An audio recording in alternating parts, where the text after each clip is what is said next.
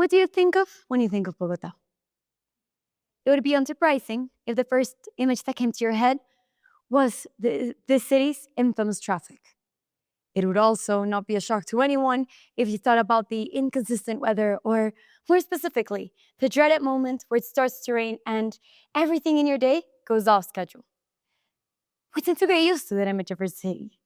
We accept it more than anything as an inconvenience, an unchangeable reality. But rarely do we think about all its potential. Until recently, that image of incessant traffic lights and cloudy skies was mainly what came to my mind when I thought of Bogota. But over the past couple of years, I've grown more and more aware that, at any given moment, a city is more than the instantaneous experience we're having within it. That seems obvious. It's no secret that cities are complex systems. But how often do we really think about all their potential? How often do we think about how we experience them? Let's hold the bus for a second so that I can tell you a bit about how I got here. I was, ironically, on the school bus when I saw a poster, also ironically pasted at a bus stop. The poster advertised the 2025 International Day of the Cities, hosted here in Bogota. I had to do a quick Google search to learn that we were indeed the host of this UN-organized conference, centered around discussing the ways that technology, data, and innovation would be incorporated into our urban systems coming forward. Do you usually think of Bogota as an innovator? I know I didn't. Around the same time, I was speaking to some friends who were in town visiting from Mexico, and they told me that they had been pleasantly surprised to learn that Bogota had won the 2025 Earthshot Prize, a recognition awarded to cities leading in sustainability. I was surprised to learn this, so I dug further to see what had made us the first city in Latin America to earn this recognition. And I learned that our system of bicycle routes, which we're often quick to dismiss, spans over 608 kilometers, making it the largest in the world. If we were to paint a straight line, that would be the equivalent to drawing a straight line from Bogota to Cartagena. I'm going to let you sit with that for a minute. Beyond the bicycle routes, policies for greener air and cleaner streets have allowed us to reduce air pollution by 24% since 2018. I'm so used to thinking that the air is always so polluted that I would never have imagined we're that much better off than we were 6 years ago.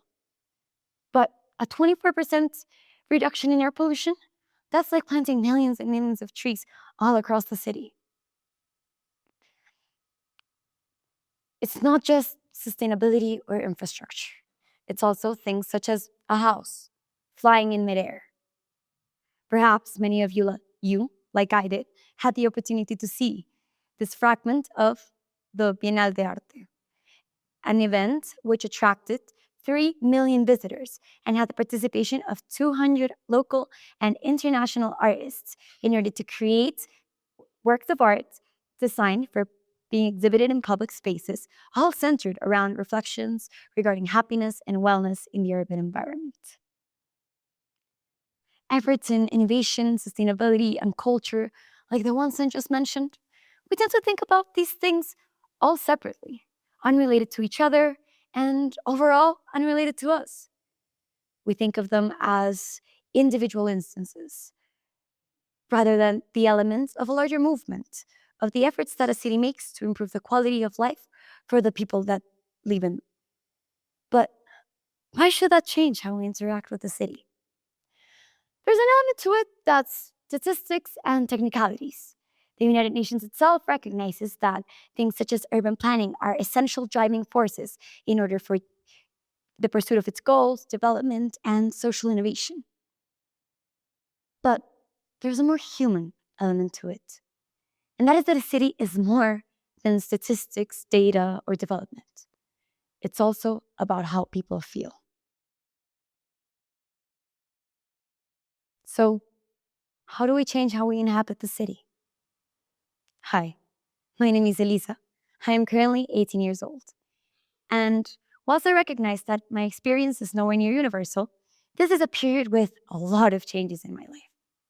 And one of them has been to recognize that my main spaces have slowly gone from being limited to my house and my school to realizing that the city is a space where I spend a substantial amount of my time and that I need to move around and enjoy independently.